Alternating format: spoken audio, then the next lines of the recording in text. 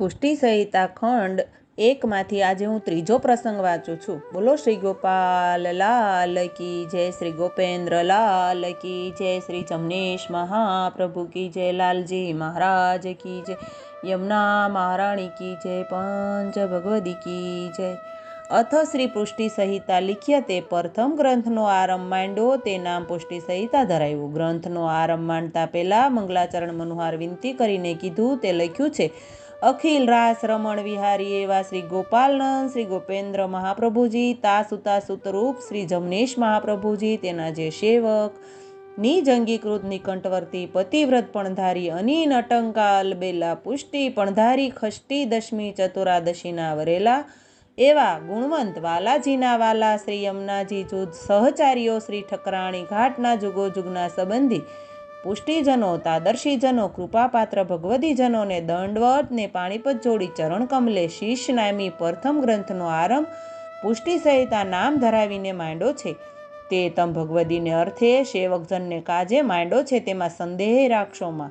જે શ્રી ગોપાલજી, શ્રી ગોપેન્દ્રજી, શ્રી જમનેશજીના સેવકજનોને કામનો છે, બીજા જીવને આમાં ગમ પડે તેમ નથી। તે ગોપાલજીના ઘરના પાક્કા 4 ભગવદી મળીને વાંચજો તો સદા રૂડું થશે। તે અમે અનુભવે કરીને શુદ્ધ વાણીને વિચારીને શ્રી ગોપેન્દ્રજીની ઈચ્છાથી તથા આજ્ઞાથી લખ્યું છે, તેનો પ્રસંગ લખ્યો છે। પુષ્ટિ સંહિતા ખંડ 1માંથી આજે હું ત્રીજો પ્રસંગ વાંચું છું। બોલો શ્રી ગોપાલ લાલ કી જય, શ્રી ગોપેન્દ્ર લાલ કી જય, શ્રી જમનેશ મહાપ્રભુ કી જય, લાલજી મહારાજ કી જય, યમુના મહારાણી કી જય, પંચ ભગવદી કી જય। અથ શ્રી પુષ્ટિ સંહિતા લિખ્યતે પ્રથમ ગ્રંથનો આરંભ માંડ્યો તે નામ પુષ્ટિ સંહિતા ધરાવ્યું। ગ્રંથનો આરંભ માંડતા પહેલા મંગલાચરણ મનુહાર વિનંતી કરીને કીધું તે લખ્યું છે।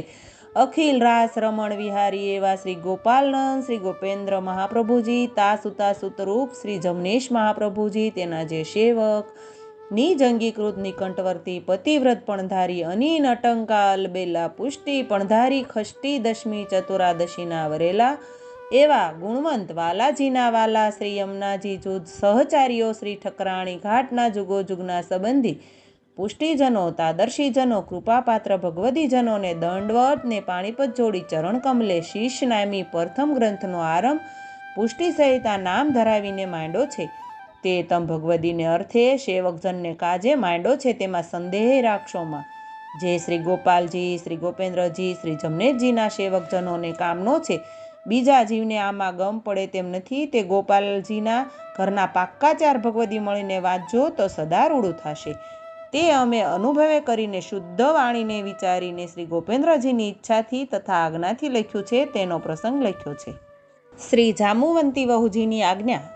સંવંત 1797માં મકંદાજ સિપાઈએ ચૈતરવદી ચતુરાદશીનો માંડવો 5 દેવળે કીધો।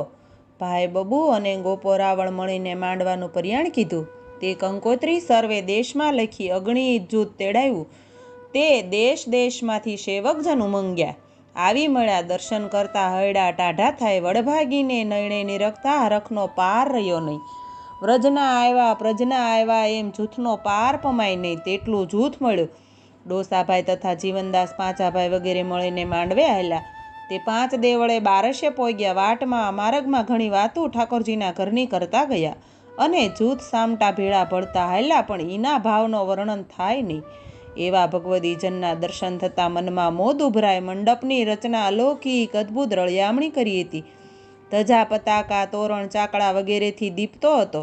ધજા પતાકા કળશની શોભા ઘણી કીધી હતી, તેનું દર્શન અલૌકિક થતું હતું। વૈષ્ણવ જૂથને ઉતારા ઘણા આપ્યા, સુખ સગવડનો કોઈ પાર નહીં। સેવક ટેલ કરે ને મનમાં મોદે ભરે અને વાતો ગોપેન્દ્રજીની કરે। સાચા સોહાગી જનના જૂથ સામટા ભેળા ઉતર્યા હતા। માંડવેથી સામૈયા શણગારી વાસ્તે ગાસ્તે ચાલ્યા। તે ગામને પાદરે સમિયાણા ઊભા કીધા હતા। ત્યાં જૂથ સામટા મળીને કીર્તન કરે। સામૈયા લઈને પાદરે પહોંચ્યા। સર્વને હળ્યા મળ્યા, ખૂબ ખૂબ ભેટ્યા। ઠાકરજીને મનુહાર પોથી પધરાવીને કીધા। પુષ્પની માળા, તેલ તિલક, તાંદુલના થાળ સન્મુખ ધરાવ્યા। મીઠા જળના ગગરા ધરાવ્યા। પછી મનુહાર કરી, પછી નોસાવર કીધું અને પછી તેલ તિલક કીધા। મીઠા સાકરિયા જળ સૌને લેવડાવ્યા અને પછી સામૈયા લઈને ચાલ્યા। ઘણા છંદ કવચ સાખી ચોપાઈ સોરઠા લલકારે, કીર્તન મંડળી કીર્તન કરી જશ અવનવા ગાય, નારી વૃંદનું જૂથ માથે કળશ લઈને દોળ મંગળ ગાતા મલપતા ઈંડે. તે સામૈયાદી ચડે પોર એક પછી એક કીધા હતા, તે માંડવે પોગ્યા ત્યાં દી આથમો, અને પછી પંગત પ્રસાદ લેવાની પડી. બાટનો પ્રસાદ ધર્યો, પછી ભેળું ભાત ધર્યું અને સર્વોને સંતોષ્યા. પછી બીજા દી મધખેલનો કીધો, સર્વેને સબીના આપ્યા, અને પછી કીર્તન સમાજ સર્વે ગામની મંડળીના થાય, આનંદ કતોહલ માંડવામાં થાય. એમ કરતા બપોર થયો, તેલ તિલક કીધા, ભેટની લખણી થઈ, અને ઉમંગ્યા ભેટ ધરે. ગામ ગામના નામ ઠામ લખાય, પછી મહાપ્રસાદ લેવાની પંગતું પડી. આનંદે મહાપ્રસાદ લીધા, અને પછી કીર્તન વાર્તાએ બેઠા. તે ઠાકોરજીના ઘરની ચર્ચા ઘણી થાય. સાંભળતા મનમાં હરખ ન સમાય, અનુભવ્યા આગળ વાર્તા થાય. ગ્રંથ ખોલીને પ્રસંગ સરસાય. ઘણા જૂથ સાંભળવા બેઠા હતા. તવારે જાંબુવંતી વહરા વહુજીનો મહારાજનો ભેટ્યો. વલ્લભજી ગોકુળથી પ્રસાદીનો ઉપરનો ઠાકોરજીનો લઈને આવ્યો હતો, અને વહુજી મહારાજ શ્રી જાંબુવંતી વહુજીનું કહેણ લઈને આવ્યો હતો. તે સર્વ સમાજને સંભળાવ્યું હતું, અને કહ્યું કે જાંબુવંતી વહુજીએ આજ્ઞા કરતા કહ્યું છે કે અમોએ ગાદી કોઈને સોંપી નથી, અને ગોપેન્દ્રજીની આજ્ઞા પ્રમાણ રાખીને કોઈને સોંપશું નહીં. તમે કોઈ બાળકની વાતને માનમાં લેશો નહીં, અને ગોપેન્દ્રજી મહાપ્રભુજીની આજ્ઞા પ્રમાણ માનીને રહેજો. તમોને જે સેવન પધરાવી આપ્યું છે તેને સેવજો, અને તે તમારા ઘરમાં બિરાજે છે તેની સન્મુખ તમારા બાળ ગોપાળ નાના મોટા સર્વેને શરણદાન આપજો. તે પંચ ભગવદીની કાનીથી આપજો. તમને જે ભગવદીનો ભર ઉપજે તેનો વિશ્વાસ રાખી શ્રી ગોપાલજી તથા શ્રી ગોપેન્દ્રજીના નામનો મંત્ર ઉપદેશ અષ્ટાક્ષરથી આપજો, ને પંચાક્ષર સંભળાવજો. તે જીવને નિવેદન થયું જાણજો, અને સન્મુખ ભેટ ધરજો. તે અમારા ભેટિયાને આપજો, જે અમારા ઘરની ગણાશે. બીજો કોઈ જાજો વ્યવહાર કોઈથી રાખશોમાં. તમારા ધણી તમારી માથે બિરાજે છે તેને માનજો, તેની કાની રાખજો. તેની આજ્ઞાનું પ્રમાણ તમે સર્વ ભગવદી જાણો છો. તે શ્રી ગોપેન્દ્રજીની ઈચ્છાએ કરીને તમને જે આજ્ઞા કરી ગયા છે તે પ્રમાણ માનીને રહેજો. વલ્લભજી ભેટિયા સાથે કેણ ગોપેન્દ્રજીની આજ્ઞા અનુસાર મોકલ્યું છે તે વિચારીને ચાલજો. અમે તમને વારે વારે કહીએ છીએ કે અમોએ ગાદી કોઈને સોંપી નથી, તે તમે નિશ્ચય કરીને જાણજો. બાકી અમારા ઘરની વાત અમો જાણીએ છીએ અને તમને જણાવીએ છીએ. શ્રી ગોપેન્દ્રજી મહાપ્રભુજીની આજ્ઞાનું પ્રમાણ અમોએ સર્વ બાળકને વંચાવ્યું છે. પછી ઢુકડા આવતા બંધ થઈ ગયા છે. અમોને પરિશ્રમ ઘણો આપ્યો તે લખાય નહીં, પણ અમો તો શ્રી ગોપેન્દ્રજીની આજ્ઞાએ મક્કમ રહ્યા, જેથી કલેશ બંધ થઈ ગયો છે. ભેટ ઠાકોરજીની આગળ ધરજો, અને ભેટિયાને અમો ફેરવીએ છીએ એને તમે આપજો. તે અમારી આજ્ઞાથી ફરે છે. બીજું મહત ભગવદીનું 5નું કારણ રાખીને સર્વે કારજ કરજો. ખેલ માંડવા ઉત્સવ મનોરથ આપણા ઘરની રીતિ તમે સર્વે જાણો છો, તે પ્રમાણ રાખીને સર્વે મળીને કરજો, જેથી ઠાકોરજી તમે ઉપર ઘણું પ્રસન્ન રહેશે.